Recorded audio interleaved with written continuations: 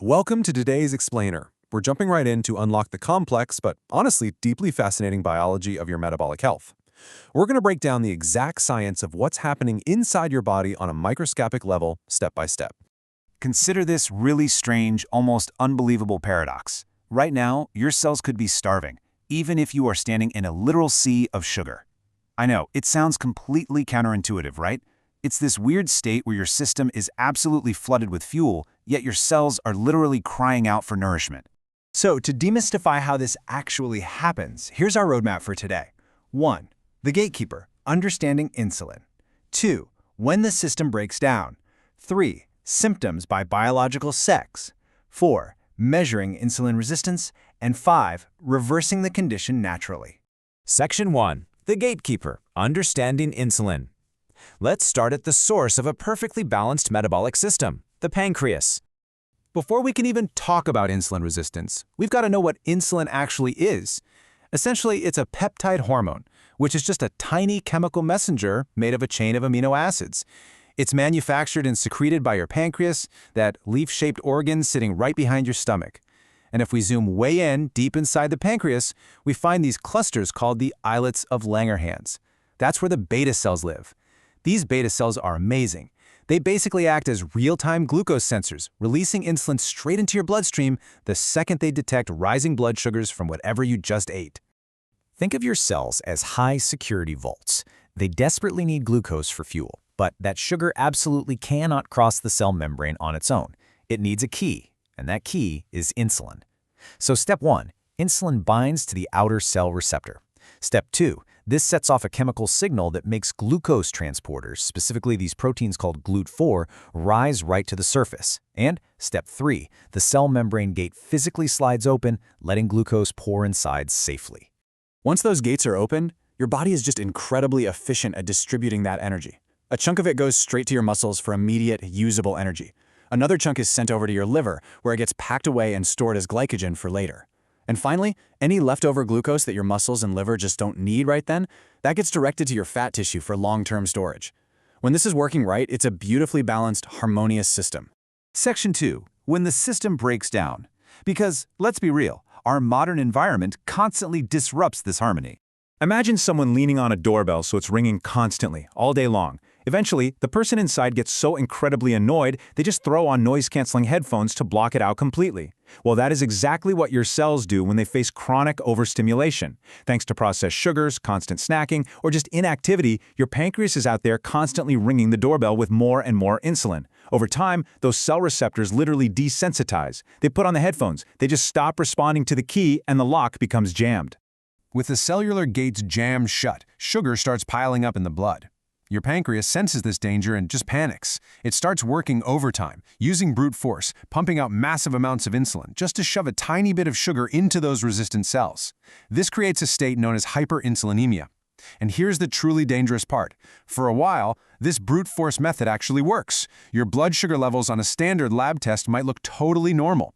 But beneath the surface, your insulin levels are dangerously high, quietly driving weight gain, systemic inflammation, and eventually setting the stage for type 2 diabetes. Section 3. Symptoms by biological sex. Hormones don't operate in a vacuum. They're part of this incredibly complex web. So this cellular breakdown manifests entirely differently based on biological sex. Let's look at how this plays out in the real world.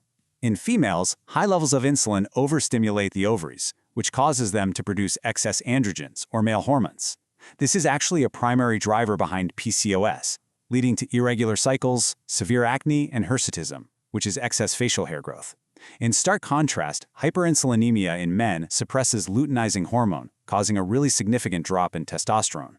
This drives persistent fatigue, the buildup of stubborn visceral belly fat, and even conditions like erectile dysfunction because of restricted blood flow.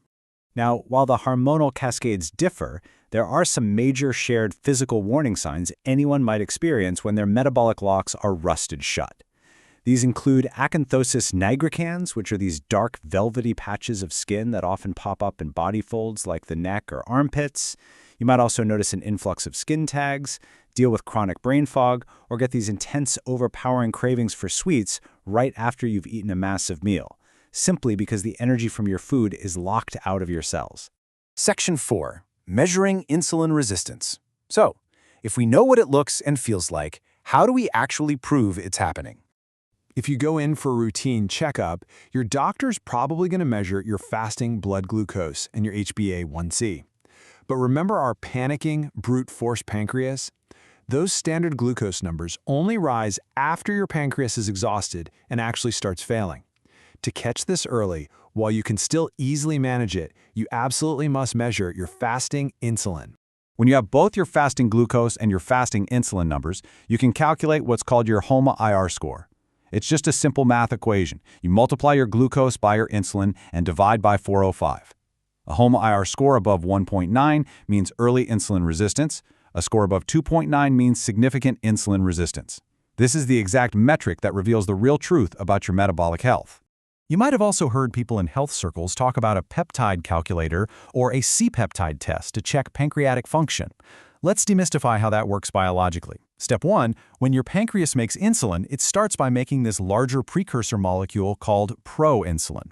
Step 2, before it can be released, that proinsulin has to be cleaved or cut into two pieces, active insulin and a byproduct called C-peptide. Step 3, because active insulin clears out of your blood super fast, but C-peptide sticks around a lot longer, doctors can measure that C-peptide trail. It basically gives a highly accurate window into exactly how much insulin your pancreas is secretly pumping out behind the scenes. Section 5. Reversing the condition naturally. Diagnostics are great, but here's the most empowering part of today's explainer. Insulin resistance is largely a reversible metabolic adaptation. The most powerful tool you have to fix those rusted cellular doors is literally sitting right on your plate. We want to build what we call a metabolic fortress to stop rapid glucose spikes. Start by loading up on high-fiber foods, like the soluble fiber in chia seeds and broccoli, because that slows down sugar absorption in your gut. Pair that with healthy fats like avocados and extra virgin olive oil, and lean proteins like wild salmon or pasture-raised eggs, which keeps you full without triggering a massive insulin response. And finally, go for slow carbs. Swap out those refined white grains for slow-digesting things like lentils and legumes. Okay, this next concept is just so cool. Insulin-independent glucose uptake. What does that scientific mouthful actually mean? It's basically a metabolic shortcut. When you exercise, when you actively contract your muscles by lifting weights or even just taking a brisk walk, your body has a built-in backup mechanism. Those muscle contractions physically force the GLUT4 cellular gates open without even needing the insulin key. It completely bypasses the rusted lock, immediately lowering your blood sugar and finally giving your overworked pancreas a break. We know diet and exercise are key, but we definitely can't ignore sleep. Just one single night of partial sleep deprivation unleashes a flood of stress hormones. It spikes your cortisol, which acts as a literal anti-insulin agent. High cortisol dumps stored glucose straight into your blood and jams those cellular locks shut. Contrast that with optimized sleep.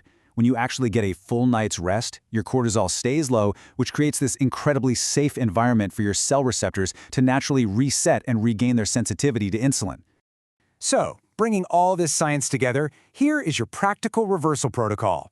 You can absolutely fix the machine natively by following this checklist. First, hit the strength training and brisk walking to use that insulin-independent shortcut we talked about. Second, prioritize fiber and healthy fats to stop the insulin spikes. Third, prioritize stress reduction and optimal sleep to keep that cortisol low. And fourth, if you want an optional boost, try time-restricted eating, giving yourself an 8 to 10-hour eating window.